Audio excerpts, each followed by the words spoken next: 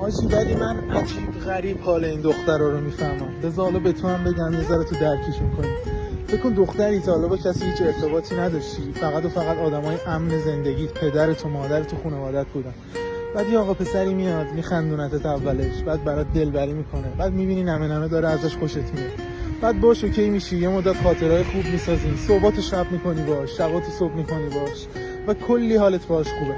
یهو این پسر غیب میشه، یهو اصلا محو میشه، یهو بهت خیانت میکنه و دل این دختر میشکنه. دختره میمونه با تنهایی‌های خودش، با حال بدی‌های خودش، یه جوری خودش رو سرپا میکنه به زور. بعد این وسطا یه پسر دیگه پیدا میشه، فقط و فقط در تلاش اینه که جای خالی اون نفر قبلیه رو پر کنه.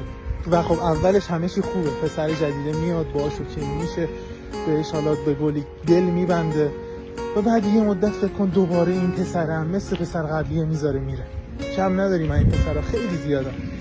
بعد دختره میمونه با تنهایی‌های خودش، میخواد به خودش کار کنه، تنها میشه، بعد دیگه بعد اون نمیتونه به هیچ پسر دیگه اعتماد کنه و دیگه نمیتونه هیچ وقت اون آدم صادق باشه. پس لطفاً آقا پسر لاشی، آقا پسری که ادعات میشه بدویی، فاکتویی یا هر چی، اگه بلدی مثل آدم تو رابطه باشی وارد رابطه شو. اگه بلد نیستی لطفاً سمت آدمای مهربون نرو. برو همون امثال خودت زیاد، دخترایی که مثل خودت هیچی براشون مهم نیست خیلی زیاده.